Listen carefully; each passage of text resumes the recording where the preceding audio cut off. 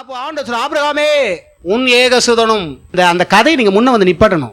Abraham பல வருஷம் கழிச்சு பெத்தது தெரியுமா உங்களுக்கு? அதான் தூதன் கேட்கிறான், நீ சிரிச்ச? நான் சிரிக்கலை. இல்ல சிரிச்ச. அவ சிரிப்புக்கு ஒரு அர்த்தம் உண்டு. ஸ்திரீகளுக்குள்ள வழிபாடு நின்று போச்சு. என்ன அதாவது கொஞ்சம் ஒரு 50 வயசு இப்படி இருந்தா கூட ஏதோ நம்பலாம். சரீரமே செத்து போச்சு தானே. இங்க ஒரு குறிப்பிட்ட வயசு போகும்போது சரீரம் செத்து போன தெரியுமா தானே உங்களுக்கு இருக்கு. கை கால்லாம் எப்படி இருக்குது? நல்லாவா இருக்கு? அது போய் குழந்தை பெப்பதுன்னா எப்படி? புரியுதுங்களா? அப்ப முடியாது. கர்த்தர் சொன்னார், இல்ல இல்ல இல்ல குழந்தை பிறக்கணும். இத்தனை வருஷம் கழிச்சு ஒரு குழந்தைய பெற்றிருக்கானா, அந்த குழந்தை மேல எவ்வளவு அன்பு பாசம் இருக்குன்னு யோசித்து பாருங்க. அதை புரிஞ்சுக்கிறதுக்கு இதை சொல்றேன். டக்கு டக்குன்னு சொல்லிட்டு போயிடலாம். அதை நின்று பார்க்கணும்.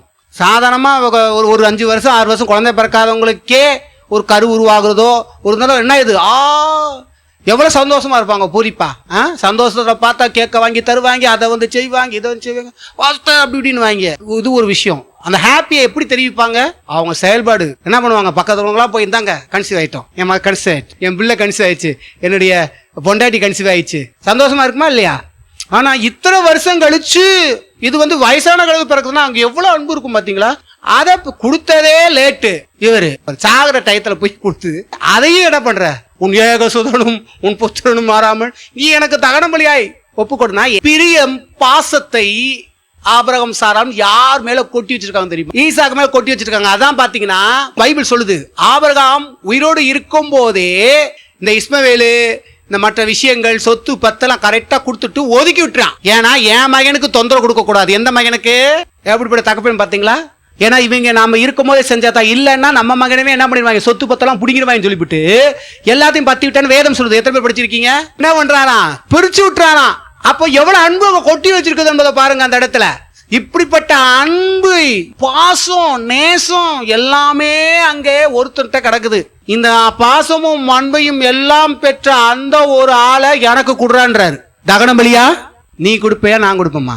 அதே மாதிரிதான் இன்னைக்கு நம்முடைய வாழ்க்கையில எங்க அன்பையும் பாசத்தையும் எங்க யார் மேல எவர் மேல எந்த இதுல கொட்டி வச்சிருக்கியோ அதை தகன பலியா கொடுன்றாரு. அதை தான் முடிப்பாரு. ஏன் தெரியுமா? கர்த்தரை காட்டிலும் எங்கெல்லாம் பாசமும் அன்பும் உலகத்துல இருக்கா, மாம்சத்துல இருக்கா, இச்சையில இருக்கா, எந்த கெட்ட பழக்க வழக்கத்துக்குள்ள எந்த நபருக்குள்ள கிடக்குதோ இப்போ அதை பான பலியா வா, பெண்களை பலிபீடத்துக்கு வா, ஒப்புக்கொடு, அப்பதான் நீ ஏறுவன்றாரு. வருவீங்களா? எதுக்கு இதை கொண்டு வந்தேன்னு நம்ம பாத்தீங்கன்னா நமக்கு தெரியும். நம்முடைய வாழ்க்கையில எது தவறான விஷயம் கடவுளுக்கு பிடிக்காது, நான் அதை செஞ்சுக்கிட்டு இருப்போம்.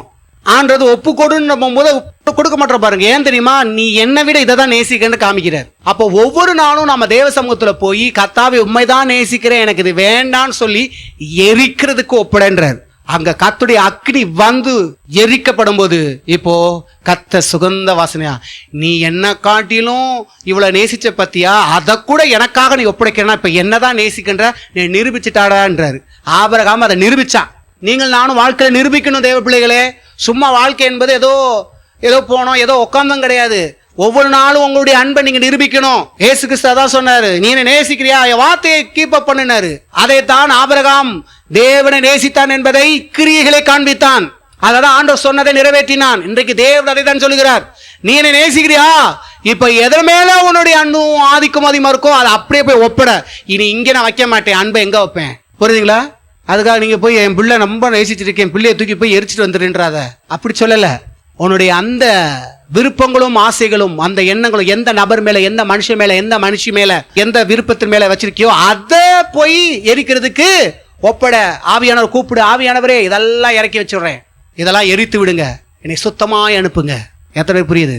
ஆனா என்ன நீ ஒப்படைக்கலையே, எரிக்கலையே, எரிக்க மாட்டியே, வாயெல்லாம் புழுறிய நிலையை நீ கிறிஸ்தவன் தான் பிராடு நிறைய பேசுறான். தேவ பிள்ளைகளே, பொய்யை கலைந்து விடுங்க. பொய் பேசுறவன் வாழ்ல நன்மையை அடைய முடியாது வேதம் சொல்லுகிறது. பொய்யை கலைந்து உண்மைக்கு மாறுங்க. தேவனிடத்துல முதல் உண்மையா இருங்க. கர்த்தரிடத்திலே உண்மையா இல்லைன்னா எப்படி? கர்த்தருடைய காரியங்களை உண்மையா இருங்க. கர்த்தருடைய காரியங்களை ஏமாற்றாதீங்க. தேவ விஷயத்துல உண்மையா இருங்க.